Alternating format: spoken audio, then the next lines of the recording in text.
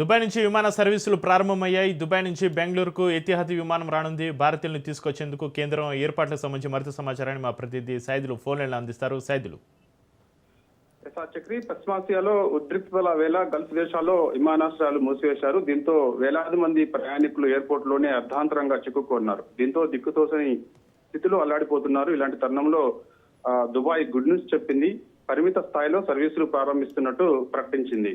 ఈ రోజు దుబాయ్ అంతర్జాతీయ విమానాశ్రయం నుంచి దుబాయ్ వరల్డ్ సెంట్రల్ హాల్ ముక్తుమ్ అంతర్జాతీయ విమానాశ్రయం DWC నుంచి పరిమిత స్థాయిలో విమాన సర్వీసులు పునః ప్రారంభిస్తున్నట్లు ప్రకటన చేసింది. ఈ మేరకు ఎక్స్ లో పేర్కొంటూ ఈ ప్రకటనను విడుదల చేసింది. ఎమిరేట్స్, ఎతిహాద్ కు విమానాలు నడవనున్నాయని చెప్పేసి అందులో పేర్కొనడం జరిగింది.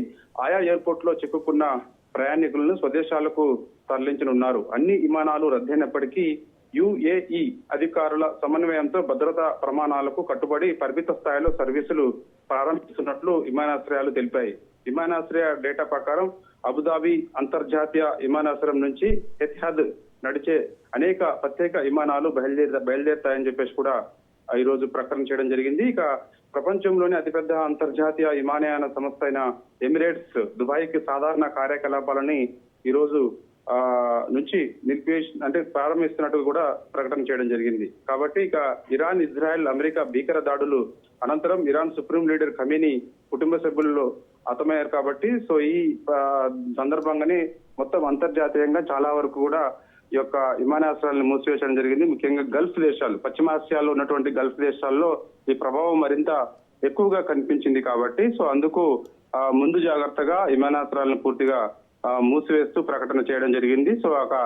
ఎవరైతే ఈ యొక్క విమానాశ్రయాలలో చిక్కుకొని ఉన్నారో వారందరినీ కూడా సురక్షితంగా భారత్ కు తరలించేందుకు భారత విదేశాంగ శాఖ ఎప్పటికప్పుడు ఆయా విదేశాంగ శాఖలతో మాట్లాడుతూ వస్తుంది. కాబట్టి సురక్షితంగా ఆ భారతీయులందరినీ కూడా మనకి భారతదేశాన్ని తరలించేందుకు ప్రత్యేక విమానాలను ఏర్పాటు చేసి తీసుకొచ్చేందుకు సిద్ధంగా ఉన్నామని చెప్పేసి కూడా భారత విదేశాంగ శాఖ ఒక ప్రకటన చేయడం జరిగింది. కాబట్టి ఈ రోజు నుంచి మనకి పాక్షికంగా కొంత విమానాలు నడిచే అవకాశం ఉన్న నేపథ్యంలో ఇక భారతీయులు ఎవరైతే ఎక్కడెక్కడ చిక్కుకున్నారు ఏంటనే సమాచారం తీసుకున్న తర్వాత వారందరినీ కూడా మన ఇండియాకి తరలించేందుకు ప్రణాళికలు చేస్తున్నారు.